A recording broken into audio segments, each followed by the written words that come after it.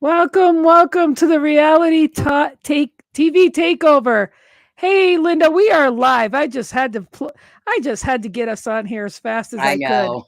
How are you, Linda? How are I'm you? good. I'm good. How are you? Oh, good. I'm good. I'm glad because the season is almost over, Oh, and hallelujah. there's not much more to say when you get down to the end of a show like this. Yeah, for And sure. I am just so blessed and happy to say that we're getting down to the nitty gritty, and I think you're freaking out over there because you got some stuff going on. Yeah, I don't know Eh, what happened. I don't know either, but this is like at the last minute. I did not get to do justice for. We're having a guest today, and hi Camilla, you're gonna want to share this out because I did not Hey, get to Camille. promote. I did not get to promote this out, and I'm not doing this guy justice, but I am going to promote the rest of this. So everybody's going to want to get some sharing this out because this is really a super honor that we Hey, have Norma. here. And so without further ado, I'm going to just like throw this banner on here for right now. And then we're just going to say, look at who's coming to be with us. This guy is one of my favorites. And Linda For hooked me sure. up. He was my favorite too. And Cliff is going to be here with us. And this is just a little montage of what this guy has so much charisma. He's just, him and his Cliff notes and his love for his wife. And he's just an amazing, awesome guy. No better than to ask a guy that's been in the house for 93 days.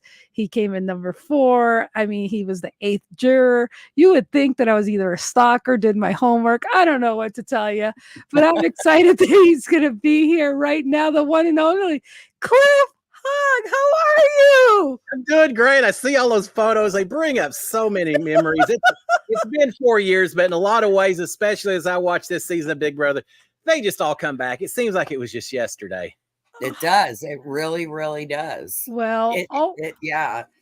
It was only a few years ago, but it seems like it was last year, well, I tell you, every year I was really worried after doing the show that I'd be soured by the experience. I could never enjoy Big Brother as a fan again. But actually, now that I can empathize and everything with what goes on, it just makes it that much sweeter. I look forward to, and this was such a long summer waiting for this thing to start. So, I know. but Yes. now it seems like it's been on for months and months and Too months long. and months.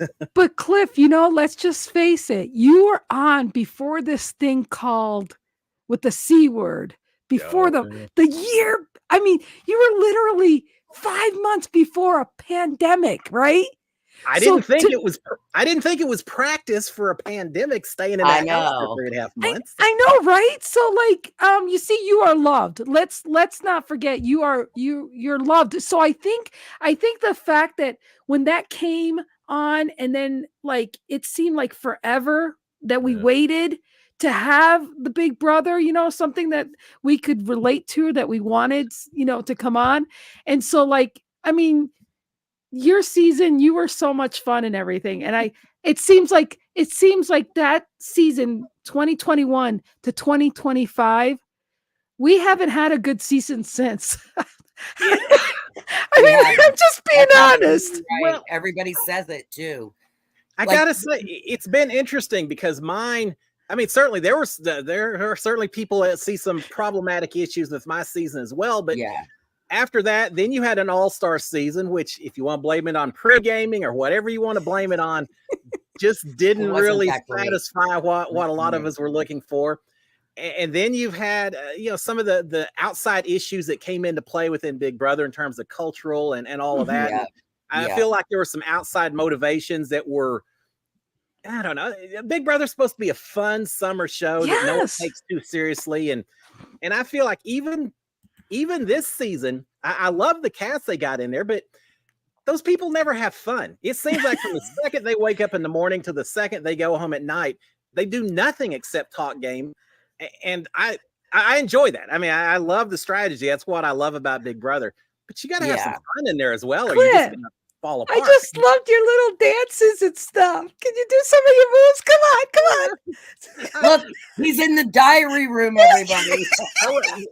Wishful thinking that I was back in the diary room. I'd have fun going back in there, but You should it was so hard totally. because the one thing I did like about this season was that they didn't have just one older person. I love Felicia. I mean, I knew she was going to be interesting when she came in, but the fact that it wasn't just her, but it was her and Sam and Sari and Felicia and Bowie Jane as well. That you have multiple people that are a little bit older. You've got a bigger spread of ages. Because I remember during my season, I went in, I was 54 years old. Everyone else was in their 20s. How old was Chicken George? He was like in his 50s too, wasn't he? Wasn't he close to 60s when he's? Yeah, I was thinking 50s. I'm trying to remember if he was. I think he was a little older than I was. Gosh, that's so long ago. You know what, Cliff? I don't want to hear nothing. I was born 65, so I'm a year older than you. Okay, so I was born in 65 too, so we're right there. Wait, 65 or 66? 65. Oh, April okay. 65.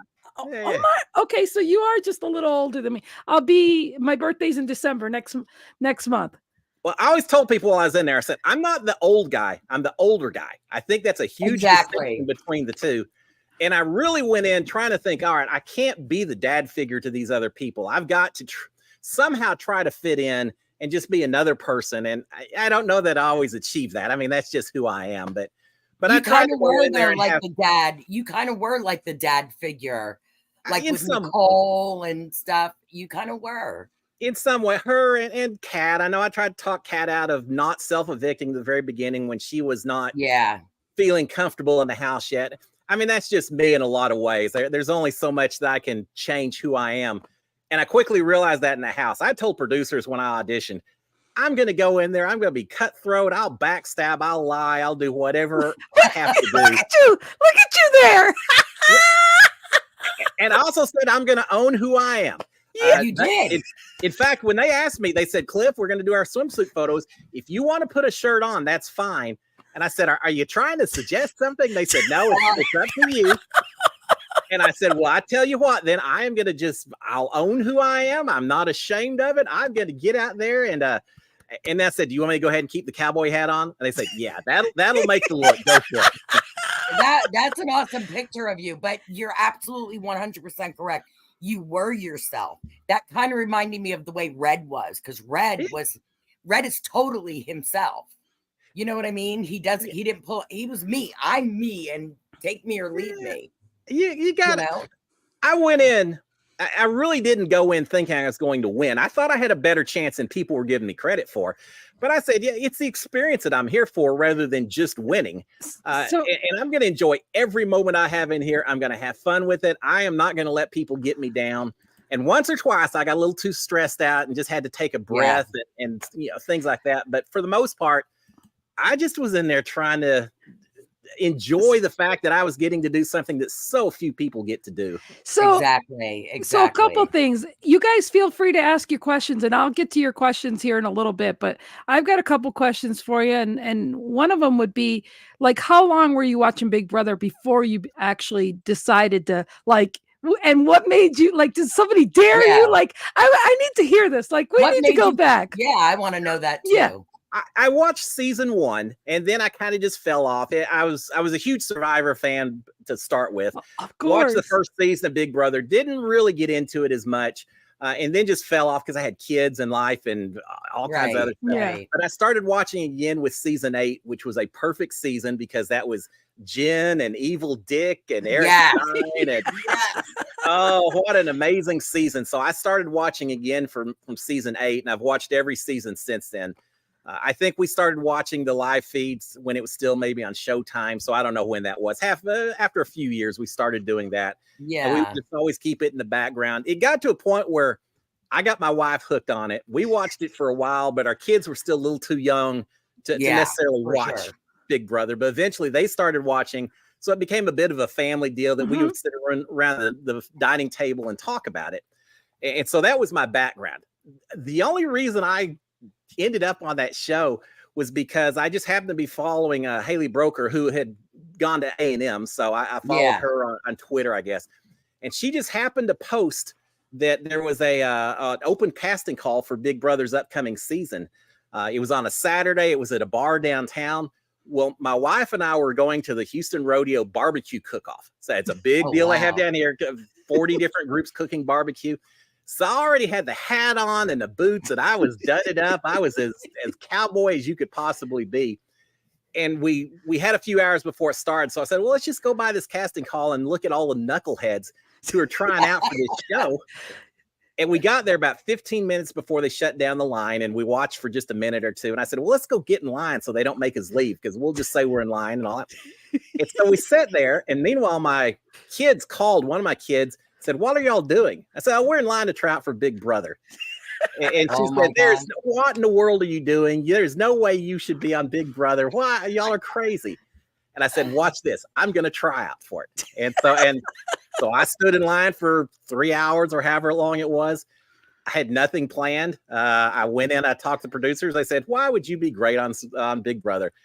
I said, because I'm a storyteller. If I'm in there 99 nights, I'm going to have 100 stories to tell. And I'll keep people entertained. And that's what I do. And next thing you know, I'm on that show, and it was amazing. That's a crazy story. That's awesome. I never knew that. So really, I just did it to embarrass my kids more than anything else. Of course. I mean, I'm a dad. I'm a dad. I'm good at embarrassing them. Having got on Big Brother and twerked, I feel like I have the PhD degree in dad embarrassing situations. Yep. I have 3 daughters, and I did everything I could all the time, especially if they brought guys home to embarrass the heck out of them. They didn't bring many guys home, let me tell you. I was worried the whole time I did that show, because I wanted to represent my family well, my school and everything. And I just wasn't sure how my family was responding to everything from that season. I thought, God, I hope they aren't portraying me as just the goofy old guy, and my kids are just walking around like this the whole time. And I found out later, everyone at their workplaces, they had the computers all up and going, and they were all talking about it. And that night, the night when I got evicted, and then I won Battle Back, and then I won HOH a little bit later that evening, all I could think of was my family back home watching, and the roller coaster of emotions that they had to be going through on that particular evening. And that was pretty exciting. More so than still being alive in the house, even just thinking about what my family was doing and the emotions they were going through was pretty cool. So let's talk about that real quick. How does that feel to be so close to the end there, and knowing that, I mean, did you like kind of go a little crazy, stir crazy at the end there? You being there for 93 days, how are you feeling, putting yourself, being that you were in those shoes, that, we're not talking to a contestant that you were there for 2 weeks and you're here on the show. You're right. you're talking from the shoes. You were in their shoes at this point. From that standpoint, how are you saying, because there's people that are talking smack. Okay. And yet you're inside, when you're in that, pressure cooker. And even Cerise said that when you're in there, as opposed to Survivor, she said that was harder being in there, because you can't get away. You're 24/7 being watched. Right. Yeah. So can you give a perspective from your point of view of how hard it is to see things because you're in there? Oh, it's horrible, because at the beginning, now not so much for me, because I was a target from day one, just because I was different from everyone else. But a lot of people, you can kind of just go under the radar. As long as you don't get anyone upset at you, you can kind of coast for a little while. So you were trying to be a floater too, Cliff?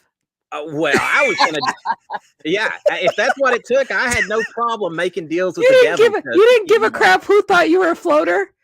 Kat called me out when she and I were on the block. She said, whoever wins HOH, get ready, because Cliff will be up in the HOH making a deal. I'm like, absolutely. Why not? I'm not saying Bowie, Jane, and I are exactly the same, but I certainly was willing to make deals and go kiss up to whoever happened to be in charge that week. Now, fortunately, I didn't necessarily have to that much. And I did have my loyalties. I mean, Nicole and I were tight from start to finish, and I would have never betrayed her. I actually would have never betrayed Jessica or Kat, either one, part of the Cliff's Angels. It's just we were on the block at the same time. What are you going to do when that happened? But I did have my people that I was absolutely loyal to. But the difference from the beginning to the end is I feel like in the beginning, you can make little mistakes here and there, and you don't necessarily think as much about how that's going to impact you throughout the whole season.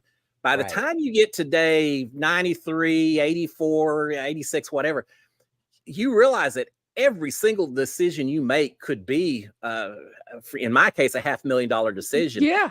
Jag mentioned that last night, I think, talking to Bowie Jane, said, I want to trust Matt and all that, but this is a $750,000 decision. Yeah. I want to skip to this. A friend of mine, Scott here, he asked the question, did the total lack of privacy have a psychological impact on you? You know what? I don't know about this. This tells me something different, but go ahead, answer that question there, Cliff. That would suggest that maybe I'm pretty much an open person. Actually, I'm a very private individual. You would never know that. I feel like sometimes when I was on that show, I just treated it, because I'm in sales, is what I do for a living. And the whole time I was in there, I was just kind of like, all right, this is a job. This is for the next, hopefully 99 days. Didn't quite make it, but my job is to sell myself and to figure out what every person in this house, what they want to see, what their objectives are. There were people in there who wanted to be loved by everyone else. There were people who wanted to not be pointed at. Everyone had a slightly different view, but it wasn't so much from a psychological standpoint for me. It wasn't so much the lack of privacy. I got over that after the first week or so. I mean, whatever. I didn't get the feeling that anyone was trying to sneak a look at me in the showers or the bathroom or anything. It was, I was okay with that. What did it to me more than the lack of privacy was, one, having absolute no communication with my family and not having any kind of support structure to fall back on, and knowing that everything was entirely dependent on me. And then at the end, and Big Brother doesn't help any. This thing is designed to bring out chaos and the worst of you and stress and everything else. We had, I think it was still while there were 5 of us in the house. I think Tommy was still there. I was in the shower one morning, and all of a sudden the speakers came on and said, "House guest, just to let you know, in less than 2 weeks, one of you is going to have $500,000 in your pocket." It's like, all right, well, let's ramp it up just a little bit more to remind everyone how much is on the line with every single, not even every single decision. I mean, we catch flack, Nicole and I, for sending Tommy out and keeping Holly and things. The big decisions we can talk about. But even just the tiniest little thing, like you accidentally say something to someone that they take the wrong way, and it can blow up your whole game for the rest of the way through. So the smallest little innocuous little statement can blow up on you if you aren't careful. And having that kind of pressure and knowing that everyone is gunning for you and trying to get you out, that's what created the real psychological stress for me, more so than the privacy. Yeah, I bet. I'm going to ask you another question, then we're going to get to some of the questions that we got quite a few questions for people asking. But let me ask you, do you keep in contact with your angels? Oh, absolutely. Yeah, absolutely. I do. I've seen, I saw Jessica and Nicole last time, I think was at Hearts of Reality last December. And so I certainly, I talked to all of them. That's awesome. Usually, it's a text message, DMs, things like that. Nicole's getting married in March, and we're planning to attend. That'll be pretty cool. Awesome. Kat lives in Dallas, so she's just up the road from me, but she's never there. She's doing cat stuff. She's all always the time. out doing something. Yeah, for sure. That's awesome. No, all 3 of those I stay in touch with. It's mainly just social media, talking back and forth with DMs and things like that. So that answered Facebook user here. Yeah. What do you think about Christy having twin girls? It's so much fun. I'm so excited for her. You and me both. When she was in the house, I know at one point I'd ask her, I said, "Christy, you ever going to get married?" And she said, "Well, I don't know, because I don't know if there's a church that would marry me." And I said, "Nah, there's got to be there's churches in Texas, so I know there are churches up where you are." And I told her, "So just do what you want to do." And then she met Jamie, and she fell in love. They got married. Now they're having kids. I'm just so excited. Awesome. They're having 2 girls, which means that probably Cliff isn't the best name for either one of them. So that's a little disappointment. But other than that, I'm so happy for her and Jamie both. Cliftina, maybe? Cliftina, there you go. Cliftina instead of Christina? Yeah. Cliftina? I don't think she would do that. Christy out the door, so I think it may be a push a little too hard to get her to name a child after me. Yeah, I don't think she would. Oh man, I'll just be that goofy uncle that she refers to every once in a while when she talks to her kids. Her mom is like through the moon, because I remember Janice and Christy did that little video on Facebook. And what do you always ask me and about having a grandchild? And now she's going to have 2. And I talk to her every once in a while. We've stayed connected, and I was going to go up and visit them at the end of this month. But it's like everything that's going on in New York, I don't want to take no chances. But she is like bursting and so ready. I see the smiles on their faces every time they post pics. And I reached out to her. I said, it's been a long time since we had kids, but I still remember how magical that feeling was. And y'all are going to be fantastic moms. I'm just so excited for y'all. And broke. So Paula asked, what does Cliff about the Three Stooges making game personal? Oh, the Three Stooges making the game. Yeah. I just don't know how necessary it is. I tell people on my show a lot that I am always going to give everyone the benefit of the doubt, because I understand the stresses that are created in that house, and that the way you behave isn't always the way you are in real life, because you feel everything coming, hitting you from all directions. And in a lot of ways, I see these three, they seem to have the game so well in hand until they get to final. Well, maybe tomorrow, we'll see, but they certainly seem to be in control right now. But when that happens, I think you just start looking at the tiny little what could go wrong situation, and focusing more and more on that. And right now, the only person that could be kind of is Felicia. Yeah. And so in a lot of ways, I feel like it's 3 versus 1. The more they pump each other up, it's like Lord of the Flies. The more they pump each other up by attacking someone else, it makes them feel better and more bonded together. And they're all trying to bond with the other 2 so that they don't get cut without realizing it or without planning for it and all that. Right. And I just think there's factors that are driving them to isolate Felicia. And then they were doing it with Sari as well when she's in there. And so I kind of understand what's driving it. It doesn't necessarily, I just think it's unnecessary. I think at this point in time, it would be so much easier just to go to Felicia and say, look, it's the way it's worked out. It's absolutely nothing personal. We want to have fun while we're in here in the house at the end. I don't get why Bowie Jane yesterday, if she wasn't going to sleep in the HOH room, why not offer it to Felicia and say, enjoy your last couple of days here. Have a private shower, bathroom. We want you to have fun. Because I know during my season, when there were 4 of us left, now, unfortunately, I was the 4th one, and it was Mickey, and I tried to do things to get him to keep me by threatening to poison the jury and all that. But we also stayed on good. Yeah, we also stayed do what you got to do. Yeah, you make your Hail Mary shot. But we stayed on good terms. We still ate together. We still hung out together. Right. I think all of us realized that, well, most of us, that it wasn't a personal anything, that we were just playing the game, and it was the way it worked. And I think there was still a level of respect amongst all of us towards the very end. Now maybe when Tommy and Mickey had their little argument during the season, it got a little personal. But for the most part, I feel like I always tried to keep the game and the personal separate from each other. I'm not sure that's necessarily happening right now. But having said all that, I'm giving them the benefit of the doubt until I meet them in real life and get to see who their character really is. Yeah. I've always told people, I'm not going to take the worst possible moment of a person and use that to judge who they are. And I do think that sometimes Big Brother brings out some of the worst elements in a person, because that's what it's designed to do. I'm sure. Yeah. It drives you crazy. You've got to have a villain or it becomes a boring show. Well, and I'm glad you brought that up right now, because Jody asked a question here, which is good. Did you go back and watch your season, and what do you think about what other players were saying behind your back? I was just going to ask that question, honestly. So thank you, Jody.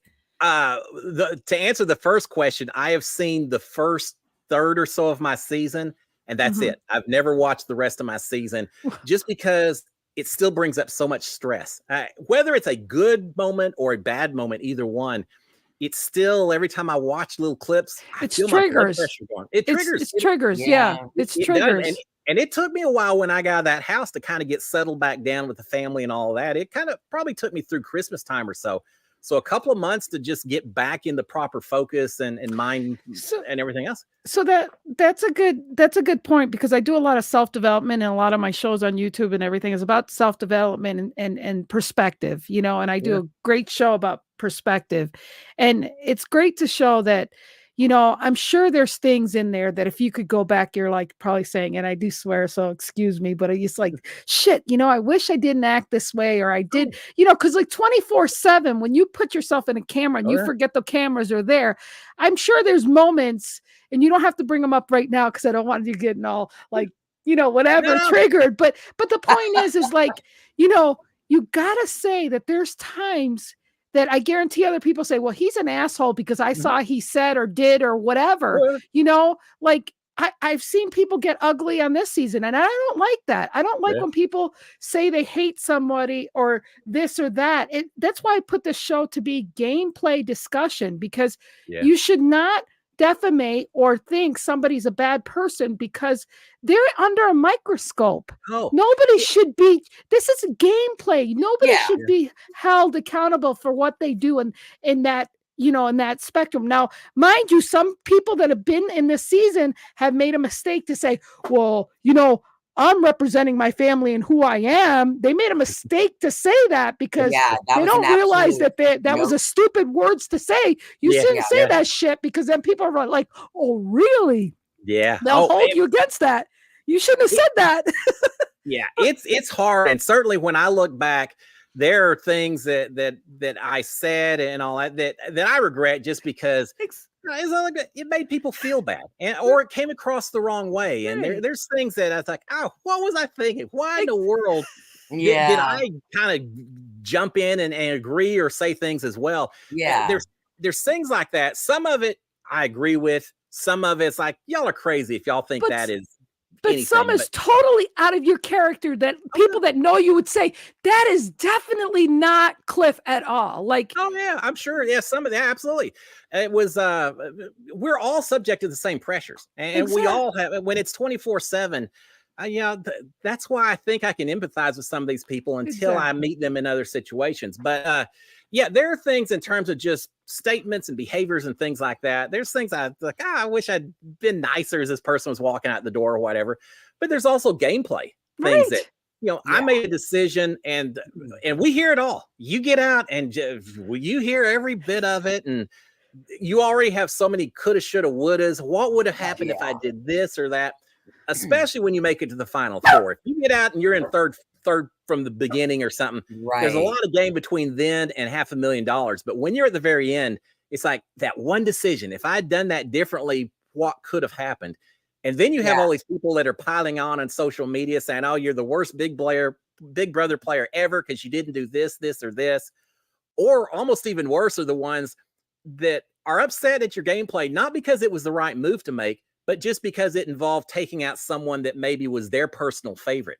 And because we get these live feeds 24/7, we get so invested in these people. It's more than just watching Survivor, where you watch 1 hour a week. You watch these players and you really feel like you have a tight relationship with them. And so you start as a viewer taking it personal. I think a lot of times, a lot of people do. Definitely. And so we hear all of it when they get out. And so that was always difficult, especially for someone like myself who doesn't ever want to think that I've ever disappointed anyone or let anyone down. And it took a while to realize that, you know, as long as I give 100% and I do the best that I can do, I have to accept that and I have to own it. And I expect everyone else to as well. Yeah. So, you have, I remember yelling at the TV, Cliff, what are you doing? You know, but you know, it's hard when you're in there and you're only hearing one little bit of one conversation in one room. And as viewers, we see everything that's going on. And when you're in there, your brain starts you have nothing to do except think, which tends to get you more and more paranoid. And you start thinking about the worst possible things that could happen and dealing with that. And it's hard. It's the toughest thing I've ever done. So Cliff, with that answer, what Scott asked here, do you still deal with friends and family that criticize your game? No. Moves from that.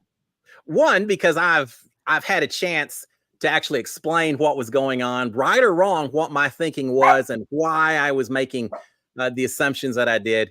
And I'll say this, I also, as I have thought through everything and even now knowing what everyone else around me was talking about, I stand by my game moves. I still feel like it was giving me the best chance to make it to the number one spot. There are things I could have done a little differently that maybe would have given me a better chance to get into the final three, but it wouldn't have given me the best chance to win the whole thing. My family was always supportive of it, and my friends as well. They understood the way I think and what was going through my head.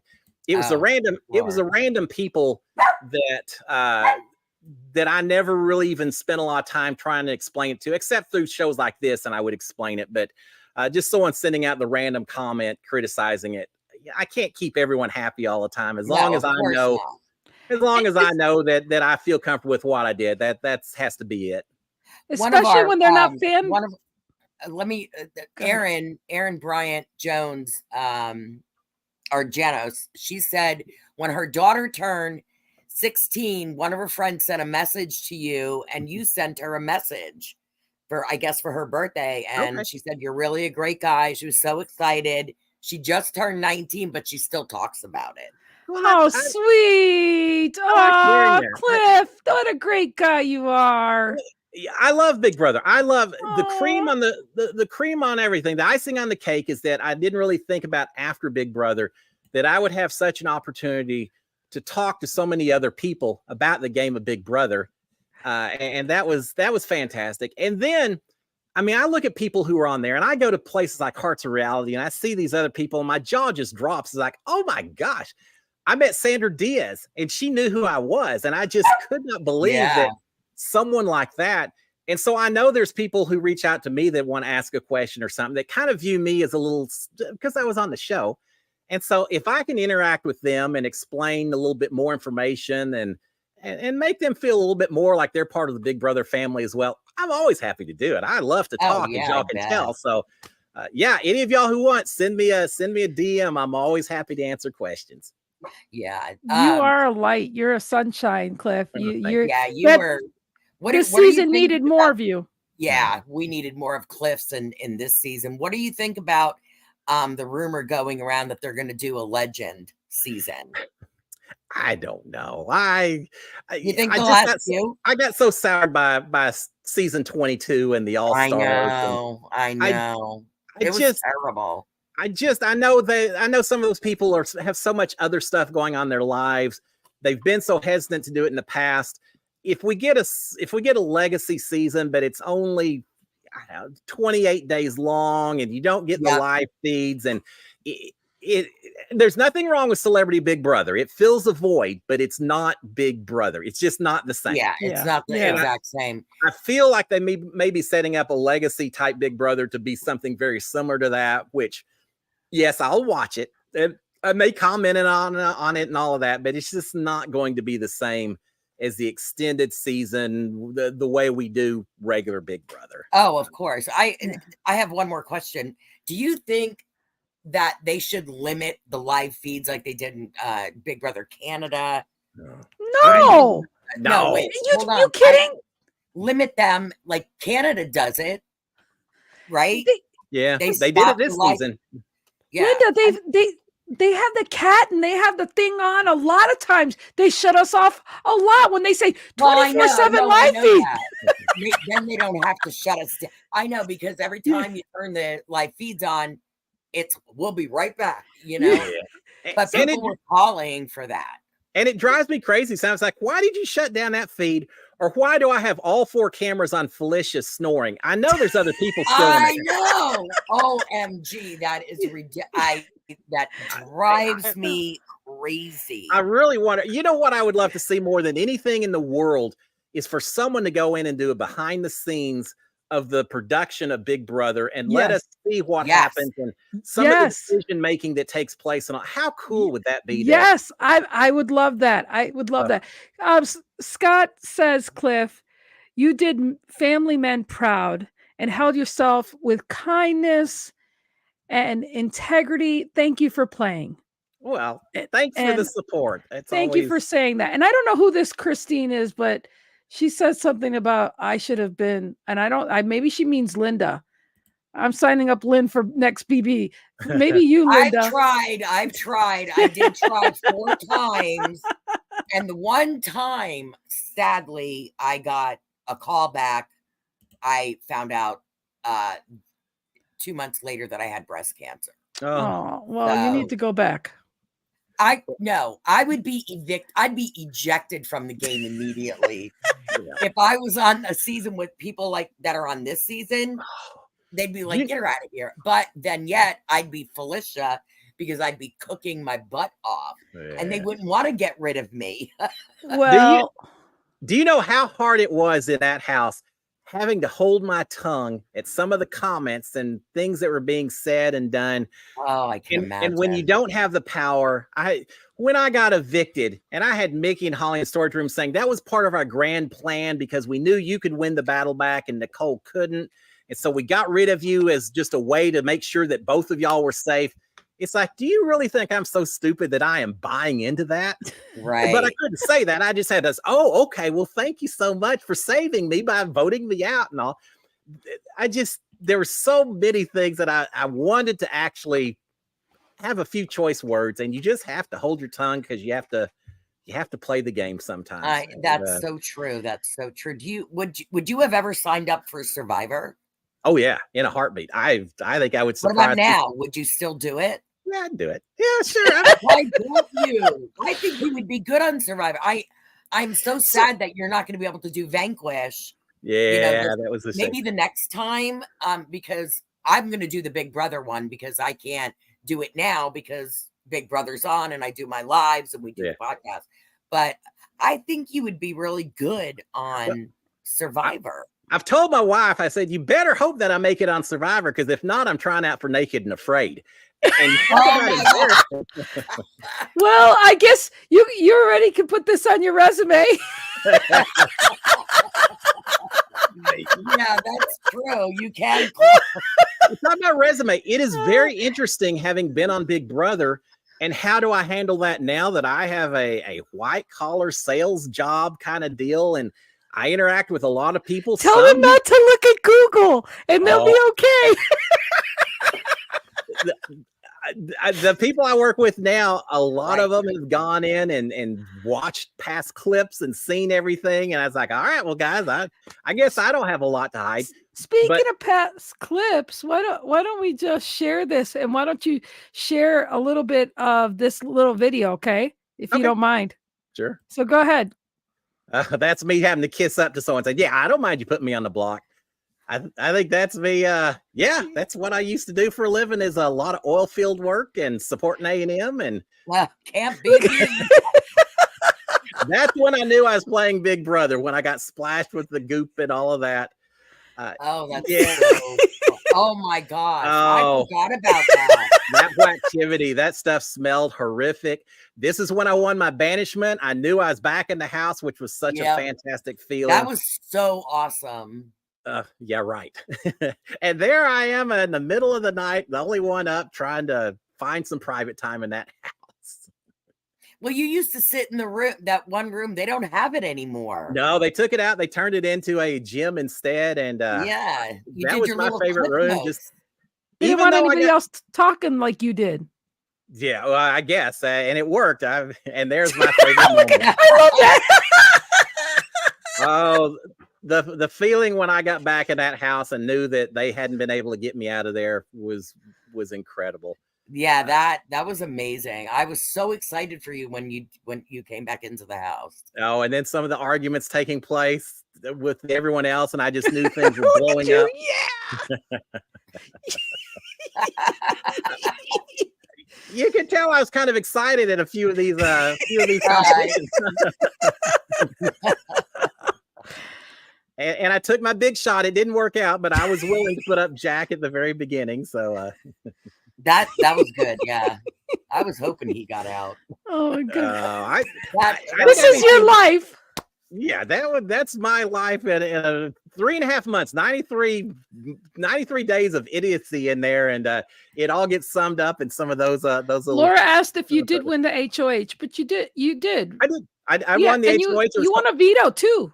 Yeah, I won a HOH Patch Perfect, which was day 30, the same day I got kicked out of the house, won the battle back. I then won HOH, and then I won the veto competition on the double eviction. Nicole actually won the HOH, and then I won the veto competition. Yeah, I think there you are. There's the veto. That was oh my God! Look, that's Ovi in the back. That's Ovi. That was actually the first week, or the first eviction, where Sam won the veto and gave it to me, pulled me off the block. So I do think from a social game standpoint, I had some pretty good connections in that house, some people who were watching out for me and taking care of me, and that's for sure. I told production, I said, I really think I'm either going to be the first boot, I'll be out the first week, or I'm going to go way far into the game, because once people get to know me, I think I'll be able to develop relationships that will keep me alive for a little bit longer. But that first week, it's going to be tough because I'm just the older guy, easy to get out. But yeah, fortunately, I was able to develop some relationships and get some protections, and it worked out. You were the likable floater, okay? Yeah, that actually won HOH, a veto. I mean, come on. I wouldn't call him a floater. I'm being facetious, Cliff. You know I'm being facetious, right? Come on now. Being sarcastic. I knew that. I will say this: I never threw a competition. Every HOH, every veto competition. What is with these people? Like a week ago, Matt's going, I'll just throw the HOH. I don't want to get blood on my hands, dude. The show is ending in a week. What are you talking about? Such a bunch of cowards in this season. I mean, saying it in the most friendly, nice way possible, but it's just their resume. Do they not want to build up any resume to talk about? Apparently not. Apparently not. So, Cliff, are you not upset that now they give $750,000 instead of freaking $500,000? Come on, let's be real, right? I'm still upset they get less than Survivor. Those guys get $1 million. Why did Big Brother? We spend 3 times as long in the house. I think Suri learned that that Big Brother may be every bit as difficult as Survivor, and it's a different game. But yeah, for sure. But she complained like all season long, like the only door I want to go out is the front door. I'd rather be sitting on an island with no food. So I got Suri and Felicia I mean, they had great social games. Well, Suri had great social games. Felicia, I'm still trying to figure out. There's no subtlety to anything about Felicia, but no, she's hilarious. I do think they made a little bit of a mistake by just turning that comics bedroom into their little kingdom.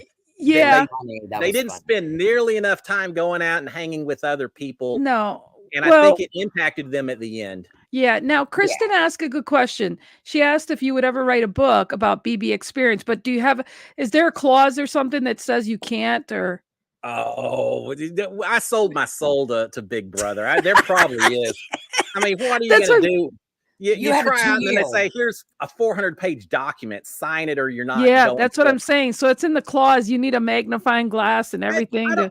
Yeah, I don't know if it is or not. I know I was for a year or so, I was locked in. I couldn't do anything without agreements from them as far as podcasts and shows and all. Yeah. I'm past all that. There's probably still some clause that says they own everything about me until the show wraps or whatever. But now I've thought before, because as much as I did inside the Big Brother house, I've traveled all over the world. I've had guns pulled on me and been in near plane crashes and bulletproof vests and all. So there's a lot of things that probably from a story standpoint, if for no other reason than my ancestors on down the road or descendants on down the road, I guess it'd be, maybe I'll put something together one of these days just so they can say, God, that guy was crazy. Yeah. Absolutely. I mean, and we're coming down to the wire now. I'm actually rooting for Felicia. She's a vet, you know, she served in the military. And she's older. I mean, she's older, you know? Well, and I laugh because they talk about this pressure cracker idea that they were going to break Felicia. They were just going to stress her out and all. She's got a lot of years of wisdom in her, and she was in the military. I said on my show, there's no way they're going to break her the way they think they're going to break her. Yeah, she has a much stronger will and character than they obviously are envisioning. I don't know that she's going to make it to the end, but I'm also not too worried about her in the grand scheme of things. She'll be fine when she gets out of the house. I look forward to meeting her. And congratulating another older person for making it this far. So let me ask you, do you guys have an alumni get-togethers, or, do you guys do any camaraderie things or reach outs or anything? Some may do it more than me. Because of my age, I'm probably less involved than some folks that go You're running my all age. the. I work for a living. There's other people that do social media stuff, and they just are flying around everywhere doing this and that. Not so much me. My interaction is more the charity events, Give Kids the World, or they did a fight night here in Dallas a couple of summers ago. I know Wendell has come here to Houston and done some Survivor get-togethers and watch parties stuff. I do some of that as well. But one of the things that I always try to do is reach out to everyone as they get out of a season and just say, hey, look, and welcome to the Big Brother family.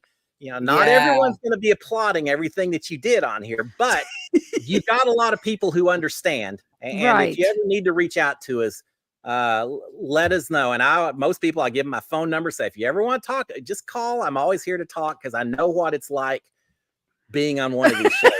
So my friend Ken goes, reach around. He laughed about that because it didn't sound too, whatever. I never say that. Well, I might have to make that as a blooper and send it to you there, Cliff. Oh, yeah. See, I'm not done embarrassing the family just yet. That's right. Oh, you're doing so Do you have a favorite to win right now? Debbie asked. Oh, there's a part of me that would like to see Felicia just shake things up, just because I don't ever want to see someone too comfortable in the game. But I actually went in before the season even started. My prediction for who was going to win, and I'm probably still cheering for them, is Jag. And the reason I did that was because when they had the preseason interviews, Jag said, I'm going in to play this game, but I'm going to always remind myself that it's just a game and I'm here to have fun. And I thought, all right, if he can at the beginning keep those two separate and truly treat it as such, I think that's going to allow him to do better and handle the stress in there a little bit better. And so just because of that, I kind of started cheering for him. And now he hadn't played a perfect game. There's a lot of things that he's gotten lucky on, and a few things where, again, I feel like he made it maybe a little too personal here and there. But all in all, if Jag won this thing or Felicia, either one, I'd be fine with it. And really, if Matt won, I'd be okay with it as well. Bowie Jane, I just don't know that she's quite done. Float your boat. Yeah, I almost don't even have a problem with floaters. If that's your strategy and that's how you get there. Yeah, for sure. You've got to work off of your strength. But sometimes when I was watching the feeds, it would drive me crazy that she would not give anyone any input. When people were trying to bring her in and perhaps make her part of a group. Yeah, she did. And she was being so distant, which fine, you do it so that you don't get your words called back on you and all that. But when you do that, I don't think you can then get upset later because they didn't include you when you really didn't go out of your way to try to bring anything to the table, so to speak. So, and she's an attorney. Yeah. She is a unique person. I will say that. I think casting. Well, I think she felt insecure around all the women, to be quite honest. And I didn't understand that. To me, that's how she came off. That and even lying about her age, it made me feel like maybe she was insecure about her age and where she was in life as well. Well, Felicia called it out immediately. Like, I know. Within a short time, she's like, she ain't no 35. She's like close to 50. I didn't go in lying about anything because I didn't think that I could carry a lie that well through 99 days. Yeah, exactly. That's what am I going to say? I'm going to tell them I'm 32 years old. Yeah, I think they may not buy that. So, and then if you have kids, how old do you say that they were, right? Yeah, I had kids when I was 12 or something. Your whole life. I'm such a stud muffin. I started early. I start talking about watching the Lucille Ball show or Dick Van Dyke. Oh my God. Like, you're. It drove me crazy because they play music to wake us up in the morning. There's a lot of people wear it, and that goes off the feed, so we get to hear music. And sometimes they would play Beach Boys or songs Eagles, things that I recognize. But sometimes they would play Wiz Khalifa or Billie Eilish or something. And so I got a real education in a little bit more current music. and I heard Billie Eilish, and I thought, oh, that is really cool. I really liked her songs. I thought they were fantastic. And I told Christy that. I said, who is this? Because I love this song. And she said, oh, it's Billie Eilish. I walked out the door, and they immediately then, I think it was her and Jack, Christy said, he doesn't even know who that is. He doesn't like that music. He's just lying through his teeth about this stuff, trying to kiss up to us. It's like, well, no, I can appreciate music as well. But someone had asked earlier about this whole idea about what did I think about people who talked about me? And as I said, I haven't watched my whole season, but Lord knows there's plenty of people have sent me all kinds of clip about every time someone else talked bad about me or made fun of me and all of that. And I guess just to try to get a rise out of me or to get me, I don't care. They can make fun of the way I walk, the way I talk, the way I slept. Well, I don't care. It didn't bother me at all. I'm still friends with each and every one of them, or at least as much as they'll be friends with me. And so it just doesn't faze me. It was just a game we were playing. It's no different than playing Monopoly or Risk or something, except for the $500,000 prize at the end. And that made that's the big thing. I mean, if you like you said, going in the house and you're lying, and you need to go on the Circle to do that. And I'm applying for the Circle. So that would be interesting. Give a heads up. The Circle. I know. I will catfish for sure. The Circle. Yeah, that seems like an interesting game. Well, you don't have to do some serious comps and the Circle. Maybe apply for that. Kristen, should I apply for the Circle? No. I don't think I could do the Circle. You start talking about the emojis and all of that, and I just feel like they would discover me within about 5 minutes of being on the like, this guy ain't right. You're like, no, he'd say, I gotta talk to my wife. Oh, wait, you're not my wife. That would be the clue. I think I'd have to go the other way and try to convince them that I was an 85-year-old senior citizen or something, because then it'd be a little tougher for them to call me up. That would be a first. So have you been approached to be in other things or no? Or no? Call me. Anyone who wants it.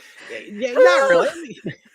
No, and I think just my age, if nothing else, sometimes maybe affects it a little bit.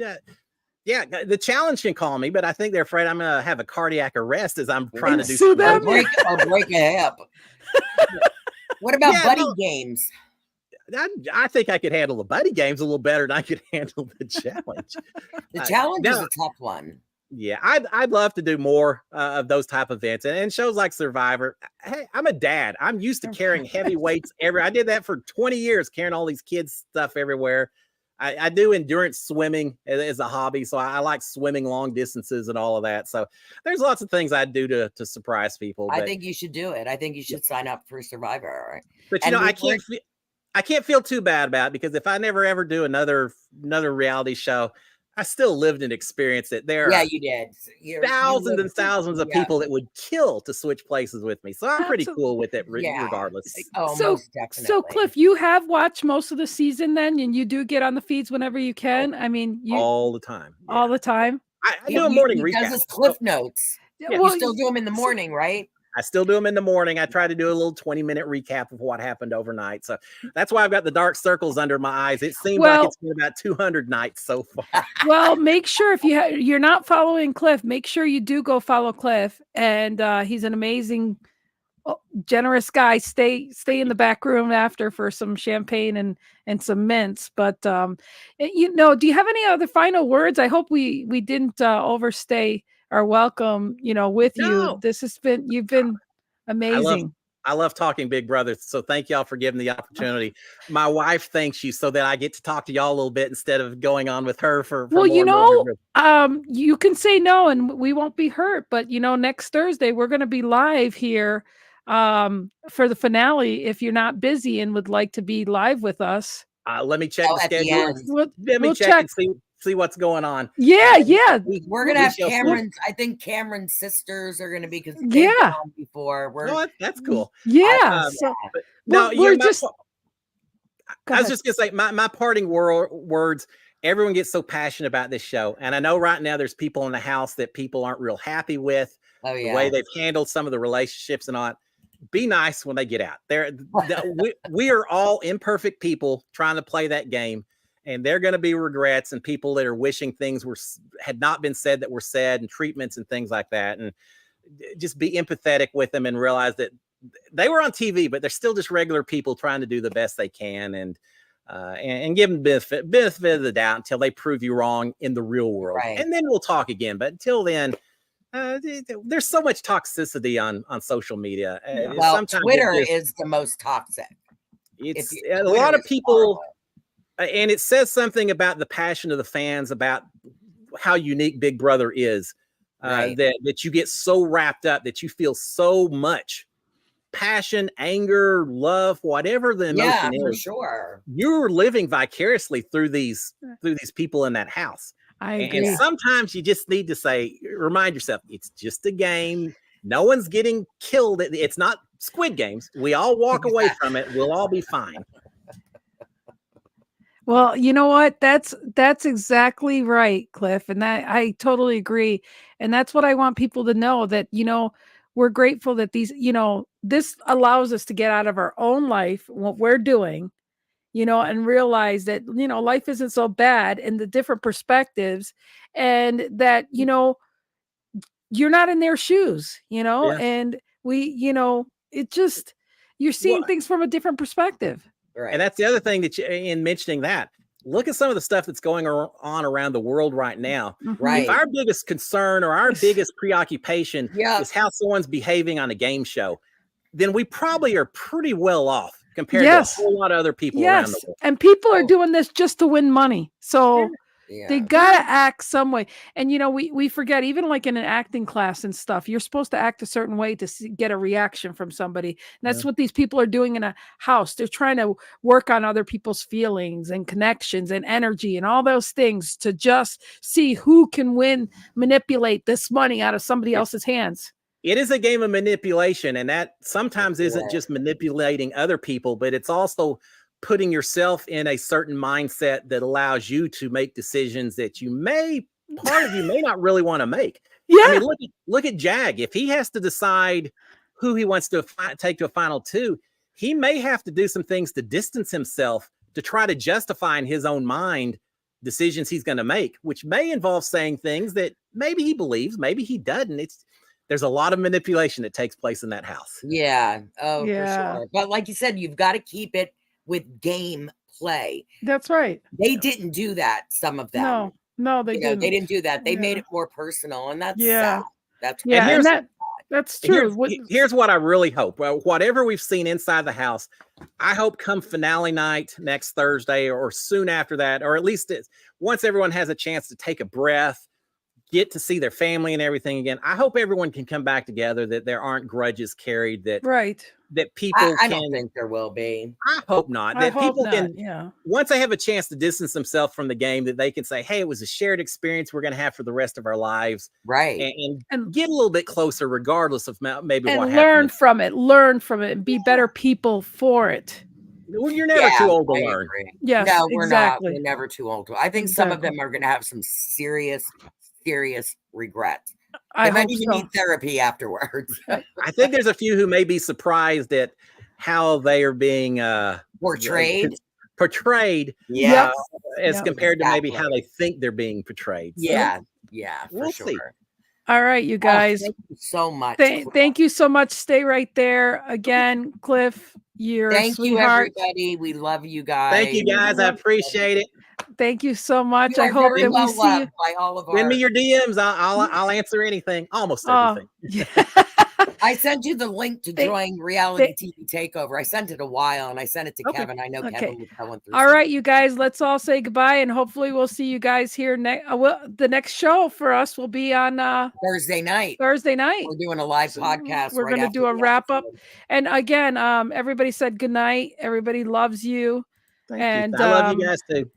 Yeah, and thank you, everybody. So thank you, and I'm just going to close this up, and then don't leave, Cliff. Okay. Wrong thing here. Thanks, everybody.